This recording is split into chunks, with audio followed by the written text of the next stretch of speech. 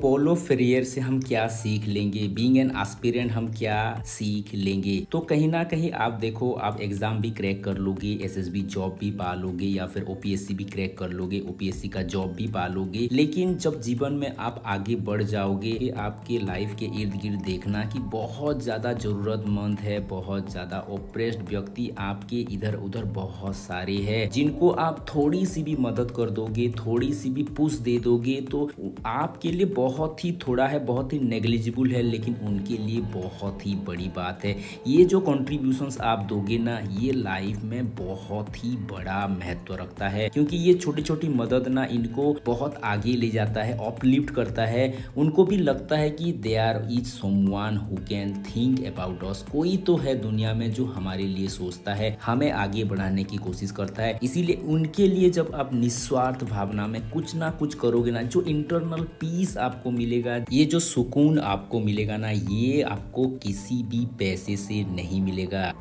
आपको अपनी राहें छोड़नी नहीं है, जिस राह को आपने चुना है उस राह पर आपको आगे बढ़ना है। आंधियाँ तो आएगी, तूफान तो आएगी, समस्याएं तो आएगी, प्रॉब्लम्स तो आएगी, लेकिन यह प्रॉब्लम्स आपको और मजबूत बनाएगा, और बेहतर बनाएगा, और बेस्ट बनाएगा। इसी भावना से आगे बढ़ते रहिए, आगे चलते रहिए। तो हजार बर्फ गिरे लाख आंधियां आए, हजार बर्फ गिरे लाख आंधियां आए, वो फूल खिल के रहेगा जो खिलने वाला है।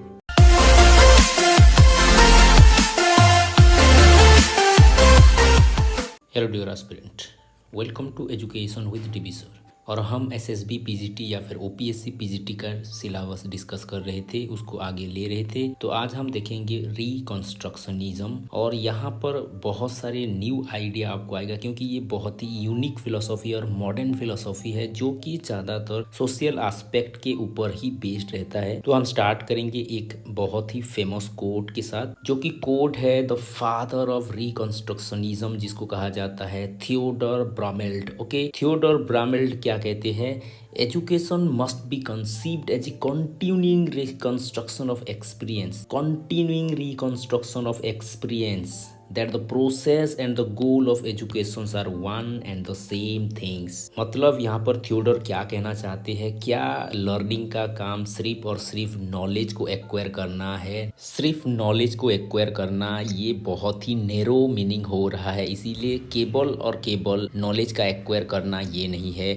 इसके साथ साथ और भी बहुत कुछ आयाम इससे जुड़े हुए हैं। लर्निंग से हम क्या करते हैं? लर्निंग से हम हमारे अंडरस्टैंडिंग को इवॉल्व करते हैं, हमारे अंडरस्टैंडिंग को रिफाइन करती है, बेटर करती है, अपलिफ्ट करती है, मोल्ड करती है, या फिर हमारे अंदर कुछ क्वालिटी का डेवलपमेंट करती है, जैसे कि हो गया इंटेलेक्चुअल क्यूरियोसिटी का डेवलप करना, क्रिटिकली थिंक करने की एबिलिटी डेवलप करना, एडेप्टेबिलिटी हमारे अंदर आनी चाहिए। ऐसे बहुत सारे गुणों के ऊपर हम फोकस करते हैं ड्यूरिंग लर्निंग। तो एजुकेशन बहुत ही कॉम्प्रिहेंसिव वर्क है, जहां पर हम बहुत सारे एक्सपीरियंस गेन करते हैं, उसको रिकंस्ट्रक्ट करते हैं। लेकिन यहाँ पर जो रिकंस्ट्रक्शनिज्म कहता है कि जो भी एक्सपीरियंसेस हम ले रहे हैं, जो भी नॉलेज हम ले रहे हैं, जो भी स्किल हम ले रहे हैं, व्हाट इज फॉर दैट, वो किसके लिए है, वो किस अर्थ के लिए हम ले रहे हैं, ये एक बहुत ही बड़े क्वेश्चन मार्क है। If your knowledge is not useful for the society, if your skill is not useful for the society, if anything that you are taking that is not useful and productive for the society, then those are useless. ये कहना है Theodore ब्रामेल्ट का। क्योंकि जो भी हम सीखते हैं, किसके लिए सीख रहे हैं? ताकि हम एक बेटर ह्यूमन बीइंग बन पाए, एक प्रोडक्टिव ह्यूमन बीइंग बन पाए, और सोसाइटी को कुछ ना कुछ कंट्रीब्यूट करे। इसीलिए रिकंस्ट्रक्शनिज्म जोर देता है कि सोसाइटल एस्पेक्ट पर एजुकेशन क्या कर पा रहा है, या फिर क्या करना चाहिए सोसाइटी के लिए, क्या हमारा गुरु दायित्व है, क्या हमारा रेस्पॉन्सिबिलिटी है, ताकि हम एक बेहतर सोसाइटी का निर्माण कर पाए, रिकंस्ट्रक्ट कर पाए सोसाइटी को, ताकि एक बेटर सोसाइटी निर्माण हो, और बेटर सोसाइटी में सभी का लाइफ इजी हो, बेटर हो। यही है एम रिकंस्ट्रक्शनिज्म का।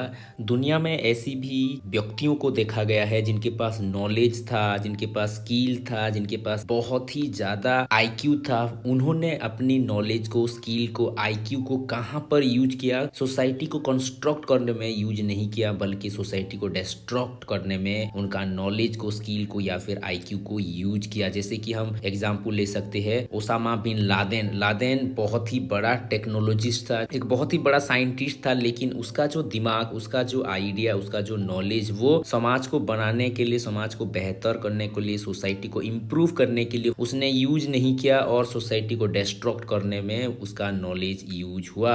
और हमने हिस्ट्री देखा है कितना बड़ा विध्वंसक कार्य वो करके गया है। और ऐसे हम पॉजिटिव मैनर में देखें तो समाज में ऐसे बहुत सारे व्यक्ति हो गए हैं जो कि समाज को बेहतर करने के लिए, समाज में जो बहुत सारे विषमताएं हैं उस विषमताओं को लड़ के, विषमताओं को दूर करने के लिए काम किए हैं। जैसे सावित्रीबाई फुले हो गए, BR अम्बेडकर हो गए, गांधी हो गए, बहुत सारे साइंटिस्ट हो गए, मैथमेटिशियन हो गए, टीचर्स हो गए, कोई भी फील्ड में आप ले लो, बहुत सारे ऐसे व्यक्ति आएंगे जैसे कि APJ अब्दुल कलाम हो गए। बहुत सारे व्यक्ति आएंगे जो कि खुद को टॉयल करेंगे for the sake of the society. वो खुद को झोंक देंगे ताकि सोसाइटी बेटर हो जाए, सोसाइटी इम्प्रूव हो जाए, सोसाइटी में जो विषमताएं हैं, सोसाइटी में जो डिफॉर्मिटीज है, सोसाइटी में जो डिस्पैरिटीज है, इनइक्वालिटी है, ये सारों को वो दूर करने की कोशिश करेंगे। और उसके लिए वो सब कुछ करने के लिए वो रेडी हो जाएंगे जो कि एक ऑर्डिनरी पर्सन्स को करना बहुत ही ज्यादा डिफिकल्ट है। तो रिकंस्ट्रक्शनिज्म कहीं ना कहीं इसके ऊपर रीथिंक करता है कि नॉलेज किस लिए चाहिए, स्किल किस लिए चाहिए, एटीट्यूड किस लिए चाहिए, एक्सपीरियंस किस लिए चाहिए, ताकि हम सोसाइटी को एक बेटर दिशा दे पाए, सोसाइटी को एक नए आयाम दे पाए, सोसाइटी को रिकंस्ट्रक्ट कर पाए, सोसाइटी को इम्प्रूव कर पाए, बेटर कर पाए। तो आगे चल के इसका कोर आइडियोलॉजी क्या है, कौन कौन सी थॉट्स प्रोसेस यहाँ पर आती है या फिर कौन कौन से बड़े बड़े थिंकर्स है, इसके ऊपर भी हम प्रकाश डालेंगे। ओके,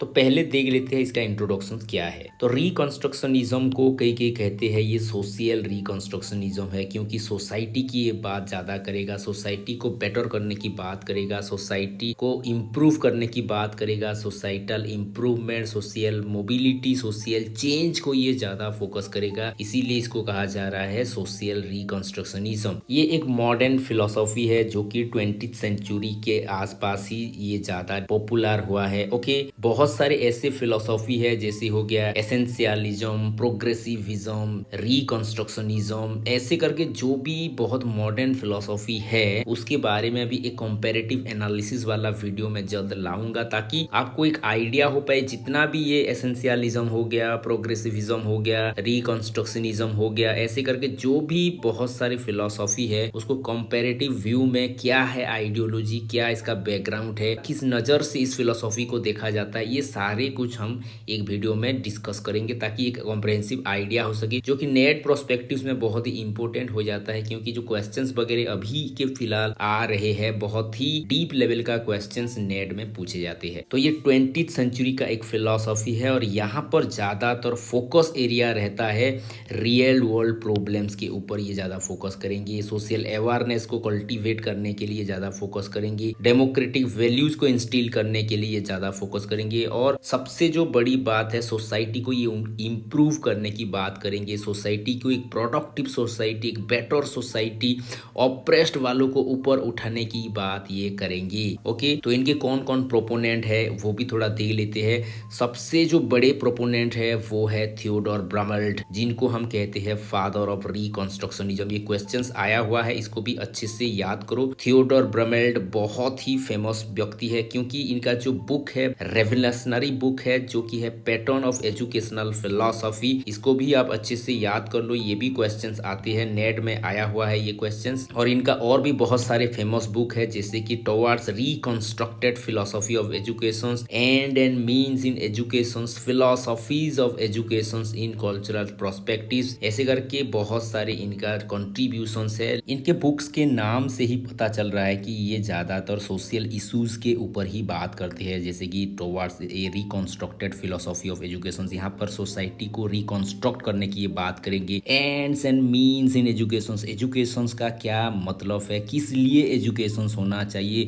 सोसाइटल एस्पेक्ट में क्या है एजुकेशन, किसको इम्प्रूव करना है, किसके लिए नॉलेज चाहिए, ये सारा कुछ यहाँ पर देखो फोकस हो रहा है, यानी कि ये भी सोशल प्रोस्पेक्टिव्स में बात कर रहे हैं। और लास्ट जो बुक है philosophy of education in cultural prospectives, ये भी कल्चर को लेके समाज को कैसा करना चाहिए, कैसा कल्चर होना चाहिए, एक बेटर सोसाइटी क्या है, उसी के आधार पे यहाँ पर फिलोसॉफी फिलोसॉफी ऑफ एजुकेशन को लिखा गया है। तो ज्यादातर इनके जो बुक्स है ये कहीं ना कहीं सोशल एस्पेक्ट के ऊपर ज्यादा फोकस करते हैं, सोशल इश्यूज के ऊपर ज्यादा फोकस करते हैं, सोसाइटी को बेटर करने की ये बात करते हैं। सोसाइटी में जो इनइक्वालिटीज है, सोसाइटी में जो ऑप्रेस्ड है, सोसाइटी में जो प्रॉब्लम्स चल रहे हैं, इनके ऊपर ये फोकस करते हैं, इनके ऊपर ये काम करने की बात करते हैं। लेकिन इन सभी बुक्स में से एक प्रमुख बुक है, एक बहुत ही फेमस बुक है जो कि है पैटर्न्स ऑफ एजुकेशनल फिलोसॉफी। और यहाँ पर ही इन्होंने रिकंस्ट्रक्शनिज्म के ऊपर बहुत ही ज्यादा जोर दिया है। सोशल एस्पेक्ट के ऊपर ये बहुत ही गहरे विचार रखने वाले व्यक्ति है या फिर दार्शनिक है। ओके, फिर जो आते हैं George S counts. Okay, counts भी एक बहुत ही फेमस आइकॉनिक नाम है इन टर्म्स ऑफ रिकंस्ट्रक्शनिज्म। ओके, और इनका जो सबसे ज्यादा कंट्रीब्यूशंस अगर आप रिकंस्ट्रक्शनिज्म में देखोगे तो इनका एक कॉन्सेप्ट है जिसको हम कहते हैं क्रिटिकल सिटीजनशिप। ये जो जॉर्ज काउंट्स है ना, बहुत ही फेमस अमेरिकन एजुकेटर है या फिर फिलोसोफर कह सकते हो, सोशल एक्टिविस्ट कह सकते हो। ये जो ट्रेडिशनल मेथड ऑफ एजुकेशन था ना, जहाँ पर ज़्यादातर रूड लर्निंग की बात किया जाता है, ऑथोरिटेटिव आइडियोलॉजी के ऊपर ज़्यादा फोकस किया जाता है, इसको तो वो बहुत ही बुरी तरीके से लताड़ते हैं, क्रिटिसाइज करते हैं। और ये जो कॉन्सेप्ट देते हैं सोशल इश्यूज को आप ज़्यादा आगे रखो। इनका जो क्रिटिकल सिटीजनशिप का आइडिया है, ये कहते हैं सिटीजनशिप ले लेना बड़ी बात नहीं है, आप इस देश के नागरिक हो ये कहना बड़ी बात नहीं है, लेकिन आप सोसाइटी के लिए क्या कंट्रीब्यूट कर रहे हो, सोसाइटी में जो इनइक्वालिटी है, सोसाइटी में जो ऑप्रेस्ड है, सोसाइटी में जो इश्यूज चल रहे हैं, सोसाइटी में जो प्रॉब्लम्स चल रहे हैं, उस इशू को, उस प्रॉब्लम को सॉल्व करने के लिए क्या आप कर रहे हो, सोसाइटी के लिए आप क्या कंट्रीब्यूट कर पा रहे हो बीइंग ए सिटीजन, उसको वो क्रिटिकली देखते हैं, क्रिटिकली एनालाइज करते हैं। इसीलिए इनका कॉन्सेप्ट को कहा जाता है क्रिटिकल सिटीजनशिप। बहुत ही फेमस है ये आइडियोलॉजी क्रिटिकल सिटीजनशिप, और इसके ऊपर बहुत ज्यादा मॉडर्न एजुकेशन या फिर जो अभी का जो मॉडर्न कॉन्सेप्ट आ रहा है, ये सारे के सारे सोशल जस्टिस हो गया या फिर ह्यूमन राइट्स हो गया, ये सारा कुछ का कॉन्सेप्ट इसी के इर्द गिर्द ही आता है। ओके, इनको जब आप पढ़ोगे रिकंस्ट्रक्शनिज्म का एक नया आयाम ये देते हैं क्रिटिकल सिटीजनशिप के द्वारा। ओके, तो इनका एक बहुत ही फेमस स्पीच है, जो स्पीच में इन्होंने बहुत ही हाई लेवल में इन्फ्लुएंस किया क्रिटिकल सिटीजनशिप के ऊपर, वो था dare the school build a new social order. और इसको लेके एक बहुत ही फेमस बुक भी पब्लिश हुआ जो कि उसी के नाम पे आया है, dare the school build a new social order. ये बहुत ही ज्यादा फेमस है। ओके, तो जॉर्ज काउंट्स को भी अच्छे से याद करना है।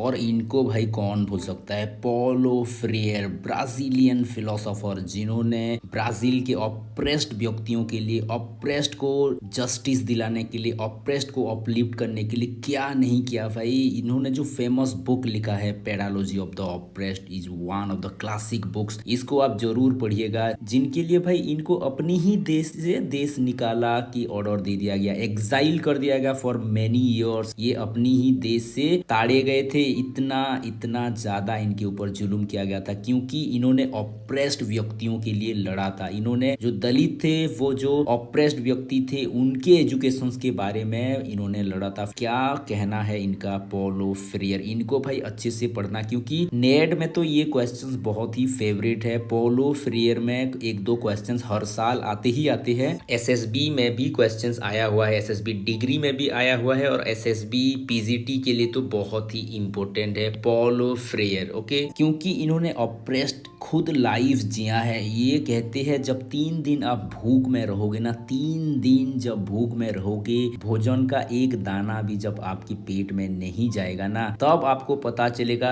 कोई एजुकेशन आपके दिमाग में नहीं आएगा, कोई अलग चीज आपके दिमाग में नहीं आएगा, कुछ भी आपके दिमाग में नहीं आएगा, बस एक ही चीज आपके दिमाग में आएगा, खाना खाना और खाना। इतने हद तक इन्होंने ऑप्रेस्ड लाइफ जिया है। इसीलिए इनका जो आइडियोलॉजी है ना, critical pedology, critical critical concept जो है बहुत ही हाई लेवल में सारे विश्व में फैल गया। इन्होंने जो ऑप्रेस्ड के लिए लड़ा, ऑप्रेस्ड के लिए काम किया, ऑप्रेस्ड के लिए बुक्स पब्लिश की, बहुत सारा लिखा, ये वर्ल्ड वाइड रिकॉग्नाइज हो गया। और इसके चलते ब्राजीलियन गवर्नमेंट को भी बहुत ज्यादा दिक्कतों की सामना करना पड़ा, देश का बदनामी भी बहुत सारा हुआ। तो इसीलिए भय के कारण इनको निकाला गया, उनको देश से ही निकाल दिया गया। लेकिन फिर भी ये ना रुके, ये बहुत ज़्यादा इनके लिए काम करते गए, ऑप्रेस्ड के लिए काम करते गए, सोसाइटी के लिए काम करते गए। और देखो कितना बड़ा व्यक्ति बन गए, उनको हम पढ़ रहे हैं, उनका नाम हम ले रहे, कितना बड़ा है। तो ये ब्राजीलियन फिलोसोफर हो गए और ये ज़्यादातर पॉवर्टी की बात करेंगे, ऑप्रेस्ड की बात करेंगे, उनके शिक्षा की बात करेंगे, उनके लिटरेसी की बात करेंगे। और ये कहेंगे कि जो ऑप्रेस्ड कैटेगरी है, जो ऑप्रेस्ड व्यक्ति है, जो दलित व्यक्ति है, जो कि समाज के लिए बहुत ही निचले वर्ग में रहते हैं, एक निष्पेषित वर्ग है, जिनको कोई देख नहीं रहा है, जिनके लिए कोई सोच नहीं रहा है, उनको अपलिफ्ट करने का सबसे बड़ा साधन है एजुकेशन, सबसे बड़ा साधन है लिटरेसी। जब उनको बेटर वे में हम एजुकेशन दे पाएंगे तभी हम एक बेटर सोसाइटी का निर्माण कर सकते हैं। ये तो यूं तक कह देते हैं, हम जो ट्रेडिशनल वे में एजुकेशन दे रहे हैं that is not enough, that is not enough. अभी का जो एजुकेशन है वो कहीं ना कहीं बैंकिंग सिस्टम ऑफ एजुकेशन जैसा है। हम क्या कर रहे हैं, जैसे बैंक में एक कस्टमर जाता है और मनी डिपॉजिट करता है। क्यों डिपॉजिट कर रहा है? क्योंकि फ्यूचर में उसको जब दिक्कत आएगी, प्रॉब्लम आएगी, इशू आएगी, वो बैंक में जाएगा, वो मनी को विड्रॉ करेगा और वेरियस वर्क में लगाएगा। ठीक वैसे ही अभी हम जो टीचिंग दे रहे हैं, अभी हम जो शिक्षा दे रहे हैं, कहीं ना कहीं ये सारे के सारे फ्यूचर ओरिएंटेड है। तो टीचर के पास कुछ ना कुछ नॉलेज है, कुछ इंफॉर्मेशन है, वो क्या कर रहे हैं, बच्चों के दिमाग में, बच्चों के माइंड में उसको डिपॉजिट कर रहे हैं, उसको ट्रांसफर कर रहे हैं। और वो एज्यूम कर रहे हैं कि ये जो नॉलेज, जो इंफॉर्मेशन उसको दिया जा रहा है, वो कहीं ना कहीं इसके फ्यूचर में काम में आएगा, उसके लाइफ को इजी करेगा, बेटर करेगा, बेहतर करेगा। ये कॉन्सेप्ट हमारे दिमाग में है और इसी के चलते हम एक बैंकिंग सिस्टम ऑफ एजुकेशन में बूढ़ते जा रहे हैं, डूबते जा रहे हैं। ये भी क्वेश्चंस में आया हुआ है, अच्छे से इसको याद कर लो। टीचिंग एज बैंकिंग या फिर बैंकिंग सिस्टम ऑफ एजुकेशन के ऊपर किसने जोर दिया है, किसने कहा है या फिर क्रिटिसाइज किया है, ऐसे करके भी नेट में क्वेश्चंस आ चुका है। इसको भी अच्छे से याद करना है। ओके, इसको वो बहुत ही बुरी तरीके से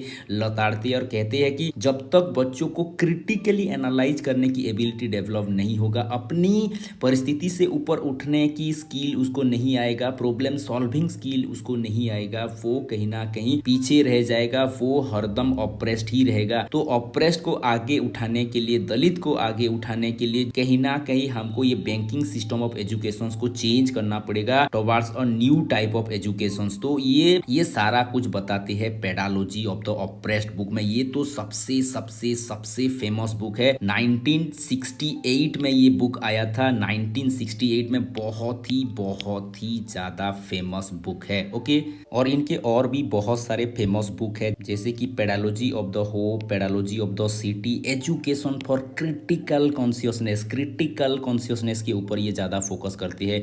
ये कहते हैं कि एजुकेशन सिर्फ इंफॉर्मेशन लेने और देने का कोई प्रोसेस नहीं है, इसके द्वारा बच्चे क्रिटिकली खुद को एनालाइज करेंगे, समाज को एनालाइज करेंगे, प्रॉब्लम को एनालाइज करेंगे और अपने को ऑपरेशन से बचाएंगे। They can learn to resist from the operations. जो ऑपरेस सोसाइटी है, जो विक्टिम्स है, उनको ही ये ज्यादातर, उनके ऊपर ही ज्यादा काम किए हुए है। इसीलिए इनका सारे के सारे आइडियोलॉजी कैसे इन बच्चों को, इस समाज को, इस वर्ग को आगे उठाना है, उनके लिए कुछ बेहतर करना है, इसी के इर्द गिर्द ही सारा कॉन्सेप्ट घूमेगा। बहुत ही फेमस है पॉलो फ्रेयर। इनको तो भाई अच्छे से पढ़ के जाना है, इनको अच्छे से पढ़ के जाना है। ये सभी एग्जाम के लिए बहुत ही ज़्यादा इम्पोर्टेंट है। ओके, यहाँ पर और एक दो बातें रह गया है। ये जो कॉन्सेप्ट देते हैं, इनका कॉन्सेप्ट को कहा जाता है critical pedology. Okay, critical pedology कहा जाता है, इसको भी अच्छे से याद करना है। फादर ऑफ क्रिटिकल पेडालॉजी के ऊपर भी क्वेश्चंस आ जाते हैं। क्रिटिकल पेडालॉजी का कॉन्सेप्ट किसने दिया है, इसके ऊपर भी कॉन्सेप्ट आ जाते हैं। यहाँ पर जो बैंकिंग सिस्टम ऑफ एजुकेशन को जो ये रिजेक्ट करते हैं या फिर क्रिटिसाइज करते हैं, वो कहते हैं कि अभी का जो टीचिंग सिस्टम है, लर्निंग सिस्टम है, ये कहीं ना कहीं पेसिव सिस्टम है। पेसिव सिस्टम है, बच्चा है, उसके माइंड में हम क्या कर रहे हैं, सिर्फ नॉलेज को ट्रांसफर कर रहे हैं। ये बहुत ही पेसिव वे में काम कर रहा है। लेकिन बच्चों को हम एक्टिव करना है।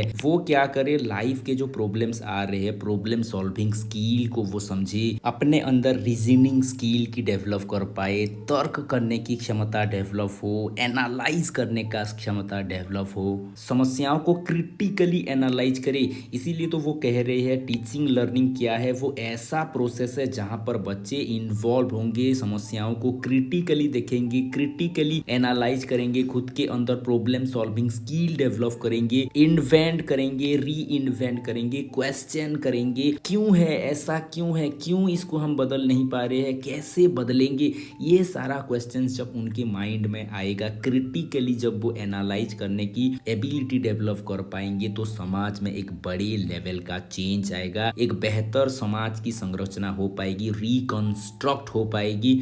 इसीलिए पॉलो फ्रीयर का जो कॉन्सेप्ट है रिकंस्ट्रक्शनिज्म में एक बहुत ही बड़े लेवल का एक कंट्रीब्यूट करते हैं टुवर्ड्स द रिकंस्ट्रक्शनिज्म फिलॉसफी। इसीलिए पॉलो फ्रीयर को आपको अच्छे से पढ़ के जाना है। ओके, तो पॉलो फ्रीयर से हम क्या सीख लेंगे, बीइंग एन एस्पिरेंट हम क्या सीख लेंगे। तो कहीं ना कहीं आप देखो, आप एग्जाम भी क्रैक कर लोगे, एसएसबी जॉब भी पा लोगे, या फिर ओपीएससी भी क्रैक कर लोगे, ओपीएससी का जॉब भी पा लोगे। लेकिन जब जीवन में आप आगे बढ़ जाओगे, आपके लाइफ के इर्द गिर्द देखना कि बहुत ज्यादा जरूरतमंद है, बहुत ज्यादा ओप्रेस्ड व्यक्ति आपके इधर उधर बहुत सारे हैं, जिनको आप थोड़ी सी भी मदद कर दोगे, थोड़ी सी भी पुश दे दोगे, तो आपके लिए बहुत ही थोड़ा है, बहुत ही नेग्लिजिबल है, लेकिन उनके लिए बहुत ही बड़ी बात है।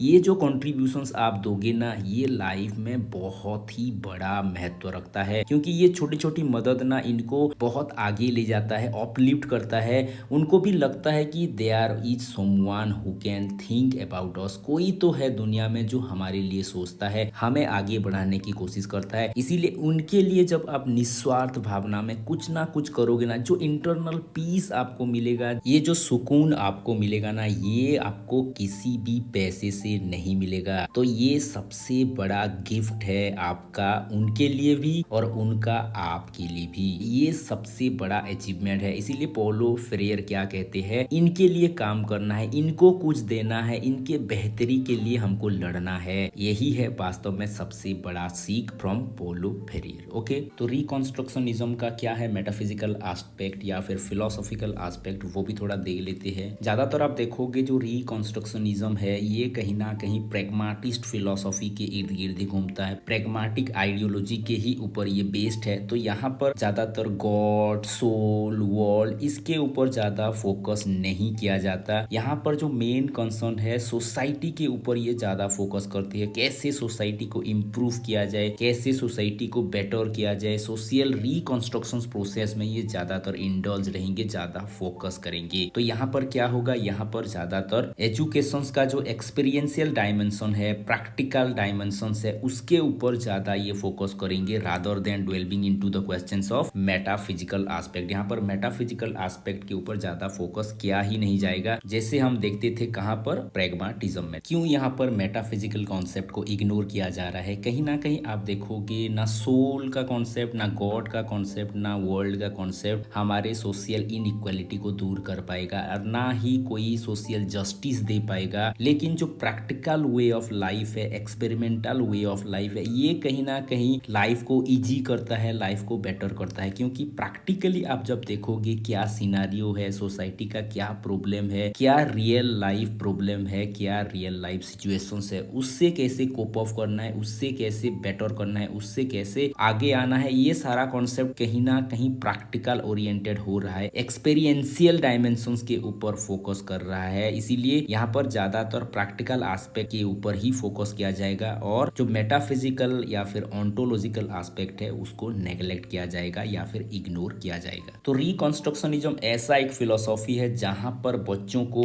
शेप दिया जाएगा ताकि वो बेटर बेटर सोशली अवेयर हो सके, एक responsible citizen of the society बन सके, उसके साथ साथ कमिटेड हो सके, उनके अंदर डेमोक्रेटिक वैल्यूज डेवलप हो सके। वो ना गॉड के ऊपर फोकस करेंगे, ना सोल के ऊपर, ना वर्ल्ड के ऊपर, ना कोई मेटाफिजिकल एस्पेक्ट के ऊपर फोकस करेंगे, बल्कि क्या करेंगे, बच्चों को बेहतर करने की ये कोशिश करेंगे ताकि वो सोसाइटी के लिए कुछ बेहतर कंट्रीब्यूट कर सके, सोसाइटी को बेटर शेप दे सके, सोसाइटी को इम्प्रूव कर सके, सोसाइटी को एक बेहतर स्टेज में ले सके। उसके साथ साथ सोसाइटी में जो रियल वर्ल्ड प्रॉब्लम्स आ रहे हैं उसको कैसे लड़ना है, उसको कैसे फेस करना है, और सोसाइटी में एक बहुत ही अच्छे बदलाव कैसे लाना है, उसके ऊपर ये ज़्यादा फोकस करेगा, ना कि कोई मेटाफिजिकल एस्पेक्ट पर।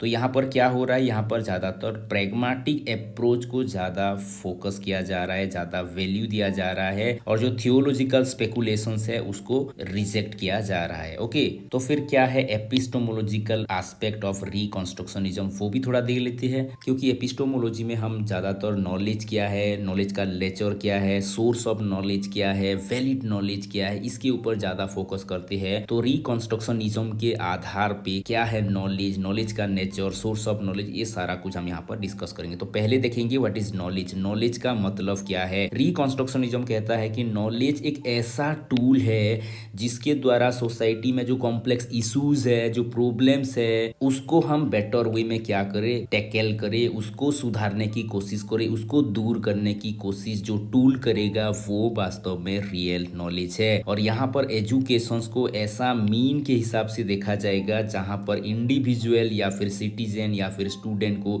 एम्पावर किया जाए, व्यक्ति को एम्पायर किया जाए, ताकि वो क्या कर सके, सोसाइटी में जो भी इशू चल रहा है उसको वो सॉल्व कर पाए, उससे एक बेहतर समाज की संरचना कर पाए, समाज को एक अच्छा दिशा दे पाए, समाज को एक बेटर सोसाइटी, प्रोडक्टिव सोसाइटी में कन्वर्ट कर पाए। ओके, तो वो होगा रियल में नॉलेज। तो नॉलेज का नेचर क्या है, तो रिकंस्ट्रक्शनिज्म कहता है कि नॉलेज ऐसा टूल है जिसके द्वारा हम सोसाइटी को अच्छी तरह से समझ पाएंगे और उसको एक बड़े लेवल में चेंज कर पाएंगे या फिर ट्रांसफॉर्म कर पाएंगे। ओके, रिकंस्ट्रक्शनिज्म तो यूं तक भी कहता है कि नॉलेज सिर्फ इंफॉर्मेशन एक्वायर करने का जरिया नहीं है, ये क्या है, ये सबसे बड़ा इंस्ट्रूमेंट है to change the world, to reconstruct the world. और उसके साथ साथ जो सोसाइटी में रियल वर्ल्ड प्रॉब्लम्स चल रहे, अभी जैसे रियल वर्ल्ड प्रॉब्लम्स के हिसाब से अगर देखो को पॉवर्टी हो गया, लैक ऑफ एजुकेशन हो गया, ऐसे करके जो भी इश्यूज प्रेजेंट वर्ल्ड में चल रहा है उस इशू को एड्रेस करे, उस इशू को सॉल्व करने की कोशिश करे, उस इशू से संसार को, इस इशू से सोसाइटी को ऊपर उठाए और सोसाइटी को एक बेटर और प्रोडक्टिव सोसाइटी में कन्वर्ट करे। यही काम रियल नॉलेज का है, ये कहना है रिकंस्ट्रक्शनिज्म का। ओके, फिर क्या है रियल सोर्स ऑफ नॉलेज, कहाँ से हम नॉलेज को प्राप्त करेंगे, रियल सोर्स क्या है नॉलेज का। तो यहाँ पर जो सोर्स की बात किया जा रहा है, सबसे बड़ा सोर्स है एक्सपीरियंशियल लर्निंग। बच्चे जब खुद देखेंगे, खुद एक्सपीरियंस करेंगे वो लाइफ को, वो ही सबसे बड़ा सोर्स है नॉलेज का। एक ओप्रेस्ड सोसाइटी है, वहां पर एक बच्चा जब देख रहा है अपनी समाज की स्थिति को, क्या है, क्या प्रॉब्लम है, कैसे लोग प्रॉब्लम में रह रहे हैं, सोसाइटी कैसा है, वो जब देखेगा, वो जब अनुभव करेगा, रूट कॉज को वो जान पाएगा, अंडरस्टैंड कर पाएगा क्यों ये प्रॉब्लम आ रहा है, क्यों ये समस्या समाज में है, मेरे घर में ये क्यों समस्या है, वो समस्या को एज इट इज जान पाएगा, रियल प्रोस्पेक्ट में समझ पाएगा और उसको दूर करने की कोशिश करेगा। वहां पर जो ज्ञान प्राप्त हो रहा है, जो आइडियोलॉजी डेवलप हो रहा है, जो थिंकिंग डेवलप हो रहा है, वही वास्तव में एक रियल सोर्स ऑफ नॉलेज है। वो जब कम्युनिटी में इन्वॉल्व होगा, उसी के इर्द गिर्द जब रहेगा, लोगों की प्रॉब्लम को देखेगा, समझेगा, लोगों की फीलिंग्स को पढ़ेगा, तब वहां पर उसको रियल नॉलेज होगा कि रियल पीपुल का क्या सिचुएशंस है, वो अंडरस्टैंड करेगा। वहां पर ही वो क्रिटिकल रिफ्लेक्ट करेगा सोशल इश्यूज को और वहां से ही रियल नॉलेज को वो प्राप्त करेगा। पॉल फ्रेयर की जो बुक है क्रिटिकल पेडालॉजी के based pedology of the oppressed, जहां पर क्रिटिकल पेडालॉजी के ऊपर बहुत ही ज्यादा लेवल पे स्टडी किया गया है, रिसर्च किया गया है, जो डिस्क्राइब भी वो करते हैं, उसको जब पढ़ोगे एक आइडिया होगा कि वास्तव में नॉलेज का रियल सोर्सेस कहाँ है। जो ऑप्रेस्ड सोसाइटी है, जो ऑप्रेस्ड एरिया है जहाँ पर बच्चे रह रहे हैं, जहाँ पर लोग रह रहे हैं, ऐसे सिचुएशंस में जहाँ पर लोग रह रहे हैं, वहाँ पर जब हम जाएंगे, वहाँ पर जब हम उनको एक्सप्लोर करेंगे, उनके वे ऑफ लिविंग, उनके वे ऑफ थिंकिंग को जब हम देखेंगे, तभी हमको मालूम होगा कि रियल में सोसाइटी का रियल स्थिति क्या है। वही रियल नॉलेज है। वहाँ से ही हमको एक प्रेरणा आएगी कि इनके लिए कुछ करना है, इनको सुधारना है, इनको बेहतर करना है, उनके लिए एक बेहतर जीवन हमको क्रिएट करना है। ये जो इंस्पिरेशंस आएगा ना, वही सिचुएशंस में रहने से ही होगा।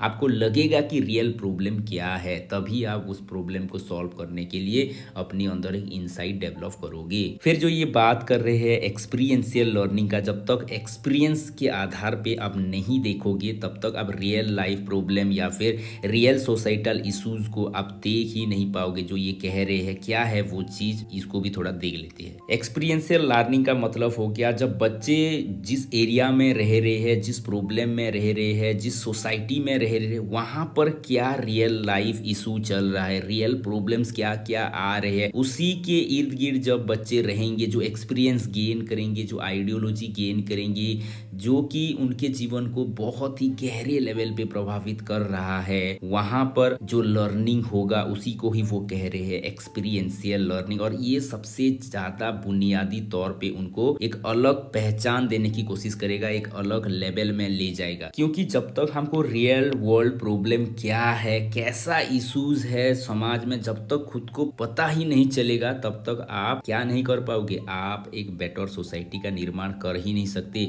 जब तक आप ओप्रेस्ड वर्ग के साथ, जब तक आप दलित वर्ग के साथ काम नहीं करोगे, उनका क्या है आइडियोलॉजी, उनका क्या है थॉट प्रोसेस, क्यों वो ऐसे बिहेव करते हैं, क्यों वो ऐसे कहते हैं, क्यों वो ऐसे रह रहे हैं, ये सारा कुछ आपको मालूम होगा। जब आप उन कम्युनिटी के साथ मिलोगे, उन कम्युनिटी के साथ रहोगे, उनके साथ घुल मिल जाओगे, तभी आपको वास्तविकता दिखेगी, तभी आपको पता चलेगा कि ये कम्युनिटी क्या है, ये कम्युनिटी क्यों ऐसे बिहेव कर रही है, ये कम्युनिटी क्यों आगे नहीं बढ़ पा रही, क्या है वो रियल कॉज, क्या है वो रियल इशू। लूप होल आपको क्लियर कट दिखेगा, तभी आप उसके ऊपर काम कर पाओगे। यही कहना है सोशल रिकंस्ट्रक्शनिज्म का। तो ये हो गया एक्सपीरियंशियल लर्निंग। एक्सपीरियंशियल लर्निंग के द्वारा हम नॉलेज को बेटर वे में गेन कर पाते हैं। फिर दूसरा देख लेते हैं, दूसरा है क्रिटिकल थिंकिंग।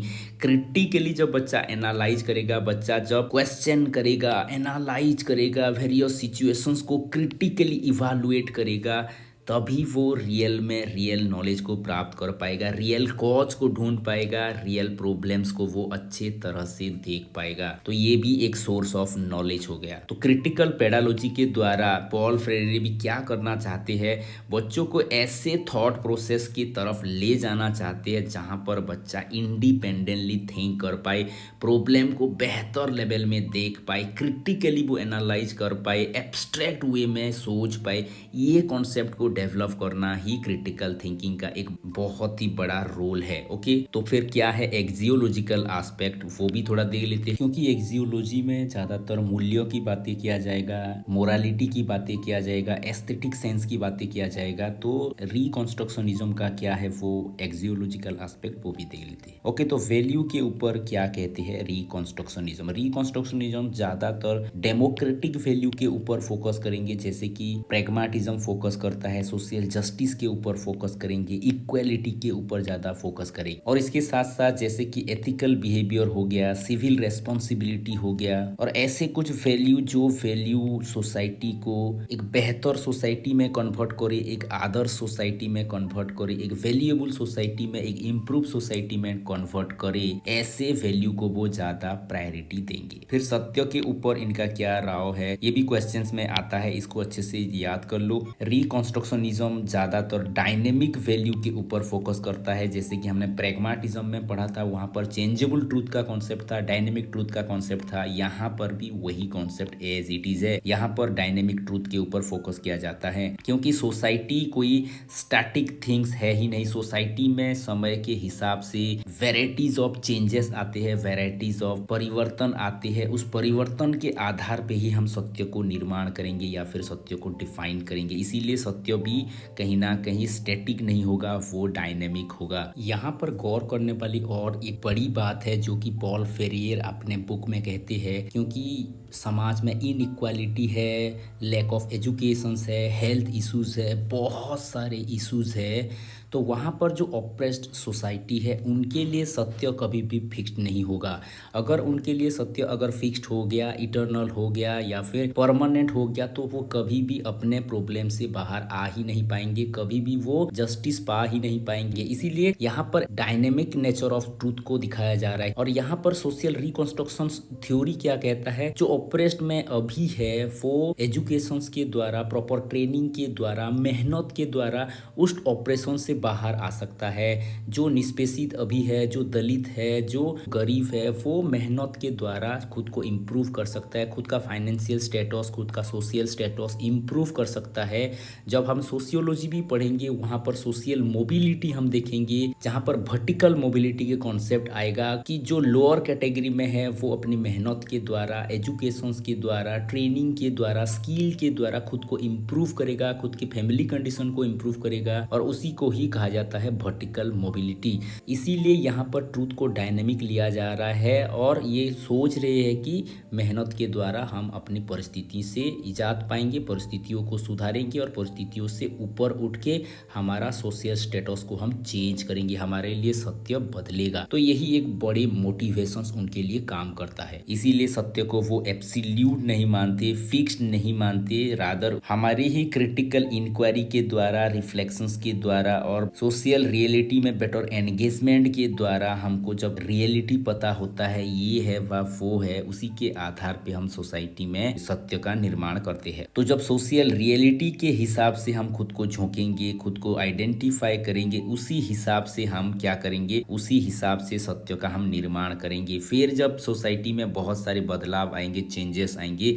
सत्य को हम फिर चेंज कर देंगे। यानी कि तो सोसाइटी में सत्य एब्सोल्यूट नहीं होगा, as per social norms, as per social realities, as per social change, ये भी चेंज होता रहेगा। तो क्या है लॉजिक एज पर रिकॉन्स्ट्रक्शनिज्म? यहाँ पर ज़्यादातर लॉजिकल रीजनिंग की बात किया जाएगा, क्योंकि यहाँ पर क्रिटिकल एनालिसिस के ऊपर ज़्यादा फोकस किया जा रहा है, क्रिटिकली एनालाइज करने के लिए कहा जा रहा है। सोशल प्रॉब्लम्स को जब तक आप क्रिटिकली एनालाइज नहीं करोगे, राइट प्रोस्पेक्टिव्स में देखने की कोशिश नहीं करोगे, आप रियल वर्ल्ड प्रॉब्लम को जान ही नहीं पाओगे, उसको सॉल्व भी कर नहीं पाओगे। इसीलिए यहाँ पर लॉजिकल थिंकिंग, रीजनिंग या फिर क्रिटिकल एनालाइज, इसके ऊपर ज़्यादा फोकस किया जाएगा। फिर क्या है मोरालिटी या फिर एथिक्स एज पर रिकॉन्स्ट्रक्शनिज्म? यहाँ पर जो मोरालिटी की बात किया जाएगा, ज्यादातर आप देखोगे यहाँ पर डेमोक्रेटिक प्रिंसिपल बेस्ड मोरालिटी के ऊपर ज्यादा फोकस किया जाएगा। What is good, what is bad, ये डेमोक्रेटिक आइडियोलॉजी के ऊपर ही बेस्ड होगा। ओके, इसके साथ साथ एथिकल बिहेवियर हो गया या फिर सोशल रेस्पॉन्सिबिलिटी के ऊपर भी ये ज्यादा फोकस करते हैं। और सोशल बिहेवियर या फिर एथिकल बिहेवियर को सेव करने के लिए जो सबसे ज्यादा मददगार बनेगा वो कहीं ना कहीं एजुकेशन ही है। एजुकेशन के द्वारा ही हम इंडिविजुअल्स को बेटर क्या कर सकते हैं, प्रिपेयर कर सकते हैं, ताकि एक बेटर सोसाइटी का निर्माण कर पाए, एक बेटर सोसाइटी क्रिएट कर पाए। क्योंकि जब इंडिविजुअल को बेटर एजुकेशन मिलेगा, वो एक प्रोडक्टिव सिटीजन बनेगा और अपनी सोसाइटी के लिए कुछ ना कुछ एक बेटर कंट्रीब्यूट कर पाएगा। फिर एस्थेटिकल एस्पेक्ट के ऊपर ये क्या फोकस करते हैं या फिर क्या थिंक करते हैं वो भी थोड़ा देख लेते हैं। क्योंकि रिकॉन्स्ट्रक्शनिज्म ज्यादातर फोकस करता है सोशल प्रॉब्लम्स के ऊपर, यहाँ ना मेटाफिजिकल कॉन्सेप्ट ज्यादा फोकस में आता है और ना ही कोई ब्यूटी या फिर एस्थेटिकल एस्पेक्ट यहाँ पर ज्यादा फोकस आता है। तो यहाँ पर क्या ज्यादा फोकस किया जाएगा, ऐसे एनवायरनमेंट को ये ज्यादा फोकस करेंगे जहाँ पर बच्चे रियल एक्सपीरियंस सीख पाए, उनका एक्सपीरियंस और बेहतर हो पाए, एक्सपीरियंस रीसेप हो पाए, रीगेन हो पाए, बेटर हो पाए, उसी के ऊपर ही ज्यादा ये फोकस करेंगे, ताकि वो बाद में जाके सोसाइटी को एक बेटर दिशा दे पाए, सोसाइटी को बेटर कर पाए। तो ये सारा का सारा था फिलोसॉफिकल पॉइंट ऑफ व्यू। इसके बाद हम देखेंगे एजुकेशनल पॉइंट ऑफ। तो क्या है एजुकेशनल एस्पेक्ट वो भी देख लेते हैं। पहले देखेंगे मीनिंग ऑफ एजुकेशन। एजुकेशन का क्या मीनिंग है, कैसे एजुकेशन को डिफाइन करते हैं रिकॉन्स्ट्रक्शनिज्म। रिकॉन्स्ट्रक्शनिज्म कहता है कि एजुकेशन एक बहुत ही पावरफुल फोर्स है जिसके द्वारा हम सोसाइटी को चेंज कर सकते हैं, ट्रांसफॉर्म कर सकते हैं या फिर रीबिल्ड रीबिल्ड कर सकते हैं, रिकंस्ट्रक्ट कर सकते हैं। ये मानते हैं कि सिर्फ नॉलेज का एक्वायर कर लेना, स्किल का एक्वायर कर लेना सिर्फ एजुकेशन नहीं है, बल्कि बच्चों के अंदर एक क्रिटिकल थिंकिंग डेवलप करना, जिसके द्वारा कि वो अपने आसपास के जो माहौल है, अपने आसपास के जो प्रॉब्लम्स है, उसको वो बेहतर में जान पाए, उसको वो बेहतर में एनालाइज कर पाए, उसको वो अच्छे तरह से जानने में खुद को लगाए और उसको सॉल्व करने में मददगार बन पाए। इसी को ही वो कहते हैं रियल एजुकेशन। रियल एजुकेशन क्या करेगा? सोसाइटी को रीसेव करने के लिए मदद करेगा, सोसाइटी को रिकंस्ट्रक्ट करने के लिए मदद करेगा, सोसाइटी को इम्प्रूव करने के लिए मदद करेगा, सोसाइटी को बेटर करने के लिए मदद करेगा। तो क्या है एम ऑफ एजुकेशन? क्योंकि सोसाइटी के ऊपर ये ज़्यादा फोकस कर रहा है, सोसाइटी का इम्प्रूवमेंट ही सबसे बड़ा एम के हिसाब से रिकंस्ट्रक्शनिज्म लेते हैं। और इसके साथ साथ सोसाइटी को एक वैल्यूएबल कंट्रीब्यूशंस भी दे पाना एम्स ऑफ एजुकेशन है। और इसके साथ साथ सोसाइटी के लिए कुछ ना कुछ कंट्रीब्यूट कर पाना, सोसाइटी को बेहतर कर पाना, ये भी सबसे बड़ा एम है एज पर रिकंस्ट्रक्शनिज्म। फिर रिकंस्ट्रक्शनिस्ट कहते हैं कि शिक्षा का और एक एम होना चाहिए कि बच्चों के अंदर सोशल रेस्पॉन्सिबिलिटी आए, ताकि वो समाज को और बेहतर करने में मददगार बने, सोसाइटी को ट्रांसफॉर्म करने में, सोसाइटी को चेंज करने में, सोसाइटी को एक बेटर शेप देने में मददगार बने।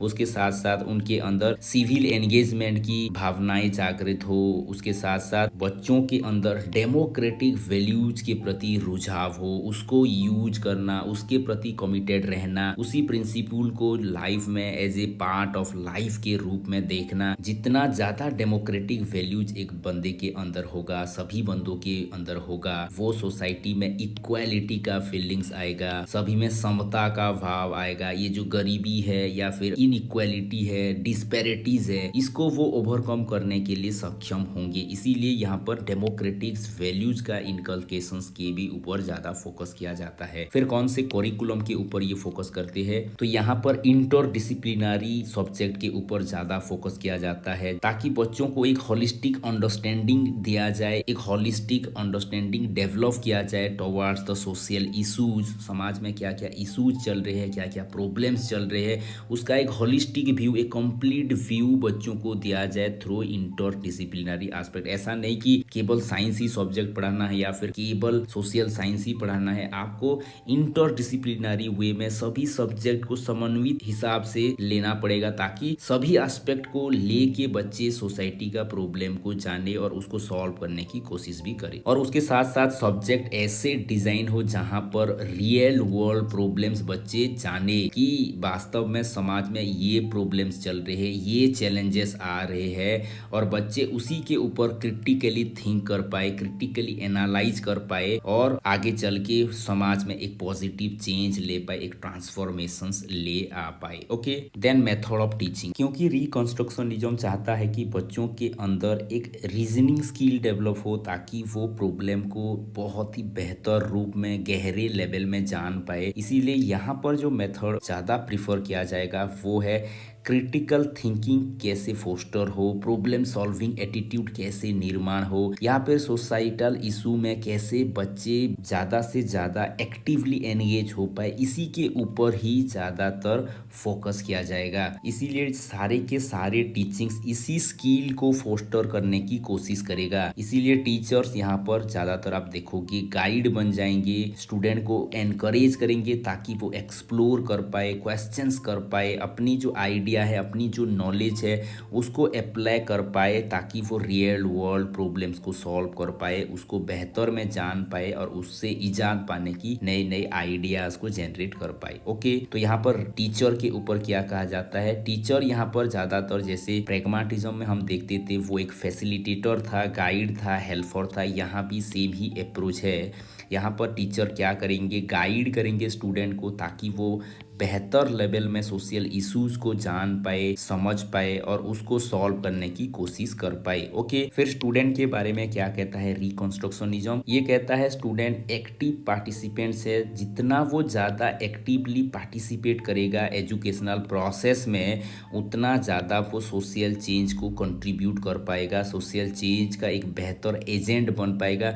क्योंकि जितना ज़्यादा ये एजुकेशन में इन्वॉल्व होगा, उतना ज़्यादा इसके अंदर एजुकेशन में जो जो हम देना चाहते थे, जो वैल्यू जैसे कि डेमोक्रेटिक वैल्यूज हो गया, क्रिटिकल थिंकिंग डेवलप करना हो गया, एनालिटिकल वे में देखना हो गया, ये सब आइडियोलॉजी उसके अंदर आएगा। और सोसाइटी में जो एक्सट्रीम चेंजेस हो रहे हैं, सोसाइटी में जो जो प्रॉब्लम्स आ रहे हैं, इश्यूज आ रहे हैं, उसको वो बेहतर ढंग में जान पाएगा और उसको चेंज भी करेगा। तो रिकंस्ट्रक्शनिज्म चाहता है कि स्टूडेंट कैसा बने, क्रिटिकल थिंकर्स बने, प्रॉब्लम सॉल्वर्स बने, रेस्पॉन्सिबल सिटीजन बने, और सबसे बड़ी बात सोसाइटी में एक एक्टिवली एंगेज पर्सन्स बने, ताकि सोसाइटी का इंप्रूवमेंट हो सके, सोसाइटी को बेटर किया जा सके। फिर स्कूल के बारे में क्या कहते हैं रिकंस्ट्रक्शनिज्म? ये कहते हैं स्कूल एक integral part of the society है। जैसे हम जॉन डुई का कॉन्सेप्ट पढ़ते थे प्रैग्मेटिज्म में, school is a miniature of society, जैसे वो कहते हैं, यहाँ पर भी वही कॉन्सेप्ट कहीं ना कहीं आ रहा है। तो ये कहते हैं स्कूल ऐसा प्लेस नहीं है कि जहाँ सिर्फ और सिर्फ नॉलेज की ट्रांसफॉर्मेशन होगा,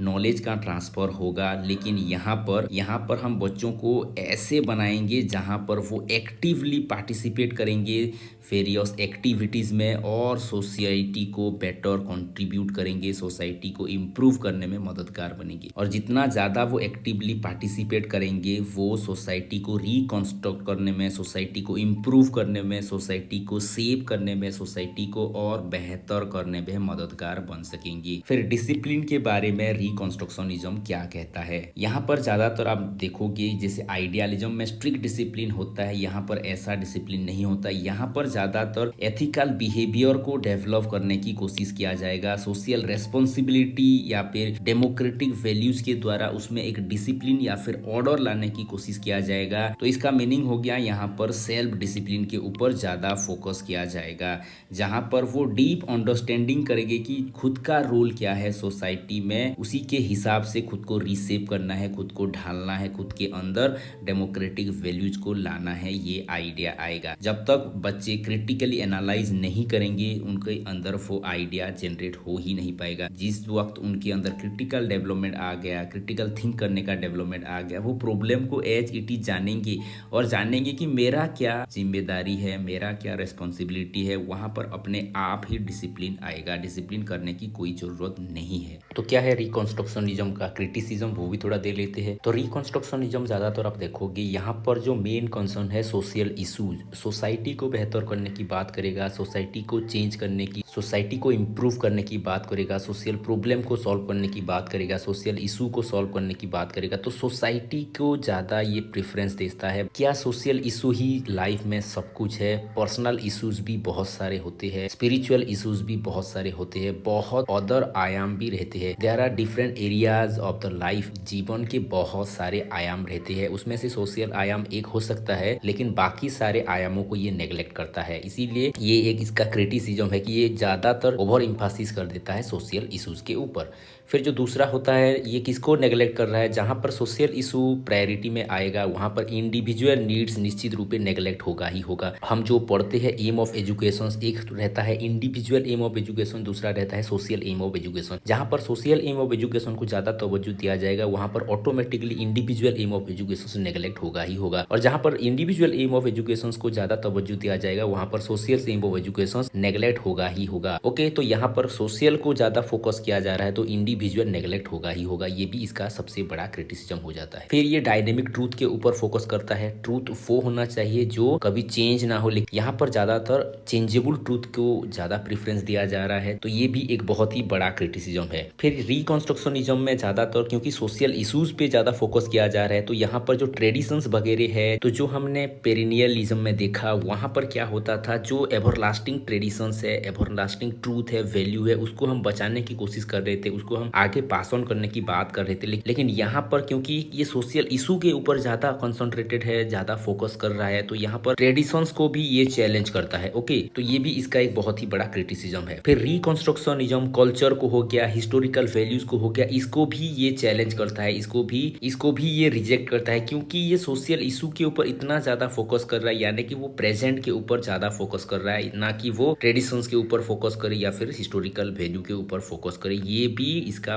बहुत ही बड़ा क्रिटिसिज्म है। ओके, और लास्ट में हो गया यहाँ पर जो एम्स ऑफ एजुकेशन दिखाया जाता है या फिर ऑब्जेक्टिव ऑफ एजुकेशन दिखाया जाता है, यहाँ पर क्लैरिटी नहीं है। क्लैरिटी इन द सेंस, अगर आप देखो यहाँ पर जो एम्स ऑफ एजुकेशन होना चाहिए। जैसे हम आइडियालिज्म में एक स्पेसिफिक एम ऑफ एजुकेशन रहता है, क्या करना है, कैसे बच्चों को पढ़ाना है, कैसे डील करना है, एक सेट ऑफ आइडियाज रहता है। क्योंकि यहाँ पर डायनेमिक ट्रूथ के ऊपर ज़्यादा फोकस किया जा रहा है, डायनेमिक नेचर के ऊपर ज़्यादा फोकस किया जा रहा है, सब कुछ चेंज होता रहेगा, तो एक fix set of mind, fix set of ideology को आप फॉलो कर ही नहीं पाओगे। और जब तक आप एक फिक्स सेट ऑफ आइडियोलॉजी को फॉलो नहीं करते, आप एक स्पेसिफिक एम को फॉलो नहीं कर पाओगे। इसीलिए जो प्रैग्मेटिक आइडियोलॉजी है या फिर रिकंस्ट्रक्शनिज्म है, ये दोनों इसी के ऊपर ही ज़्यादा क्रिटिसाइज होती है कि यहाँ पर जो ऑब्जेक्टिव सेट किया जाता है फॉर एजुकेशन के लिए, यहाँ पर क्लैरिटी नहीं होता, यहाँ पर स्पेसिफिक नहीं होता, क्योंकि ये डायनेमिक नेचर में ज़्यादा विश्वास करते हैं। तो ये सारे होके इसका क्रिटिसिजम्स। और लास्ट में देख लेते हैं कौन कौन से एमसीक्यूज इंपॉर्टेंट है इन टर्म्स ऑफ एग्जामिनेशन। तो पहला क्वेश्चन है, who is regarded as the founder of constructivism. Constructivism का फादर कौन है? जैसे लास्ट ईयर में क्वेश्चंस आ गया था पेरेनियलिज्म का फादर कौन है, इस साल शायद ये बहुत ही इंपॉर्टेंट हो जाता है कि कंस्ट्रक्टिविज्म का भी फादर पूछ ले। इसको भी अच्छे से आपको पढ़ के जाना है। थियोडोर ब्रमाल्ड हो गए इसका फादर, बहुत ही ज्यादा इंपॉर्टेंट है, क्योंकि पीजीटी का लेवल का जो क्वेश्चंस होता है इतना डीप यहाँ पर पूछा नहीं जाता, क्योंकि सिलेबस बहुत ही वास्ट है और पीजीटी लेवल है, इसीलिए यहाँ का जो क्वेश्चंस होते हैं इजी टू मॉडरेट होते हैं, ज्यादातर डिफिकल्ट लेवल के क्वेश्चंस आते नहीं है। ओके, थियोडोर ब्रमाल्ड जो है बहुत ही एक फेमस बुक इन्होंने लिखा है, पैटर्न ऑफ एजुकेशनल फिलोसफी। फिर पॉलो फ्रेयर, ये भी बहुत ही फेमस कंस्ट्रक्टिविस्ट है। ये जो बात करते हैं वो करते हैं पेडालॉजी ऑफ द ऑप्रेस्ड, इसको भी याद कर लो, पेडालॉजी ऑफ द ऑप्रेस्ड। इसके ऊपर भी इन्होंने बहुत ही ज्यादा काम किया है और सबसे फेमस ही है इसका book pedology of the oppressed. John Dewey को हमने पढ़ा है प्रैग्मेटिज्म में, इनका जो बुक है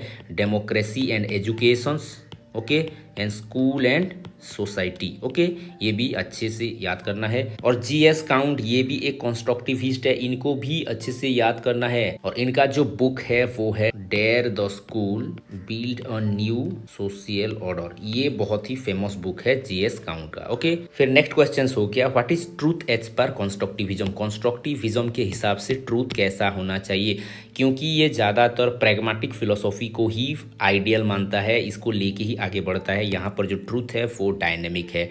एवरलास्टिंग ट्रूथ की बात पेरेनियलिज्म में करते हैं, इटर्नल ट्रूथ के ऊपर आइडियलिज्म में बात किया जाता है। Okay, who wrote the famous book the pedology of the oppressed, इसको अच्छे से याद कर लो, ये सबसे इंपॉर्टेंट होने वाला है इस साल के पीजीटी एग्जाम के लिए। और ये है पॉलो फ्रेयर। पॉलो फ्रेयर बहुत ही ज्यादा ये फेमस है, इसीलिए इसको अच्छे से आपको याद करना है, जो कि क्रिटिकल नेचर के ऊपर ज्यादा फोकस करते हैं। क्रिटिकल पेडालॉजी के भी फादर कहे जाते हैं, क्रिटिकल पेडालॉजी से ये बिलोंग करते हैं, इसको भी अच्छे से याद करना है। अदर बुक्स अगर हम इनके देखेंगे, pedology of the oppressed, pedology of the hope, pedology of the city, ऐसे करके बहुत सारे बुक है, आपको याद करना है, ये सबसे फेमस है। Which type of environment is recommended by reconstructionism. देखो ये एसएसबी पीजीटी 2023 में क्वेश्चन आया था, कैसे एनवायरनमेंट को ये रिकमेंड करता है।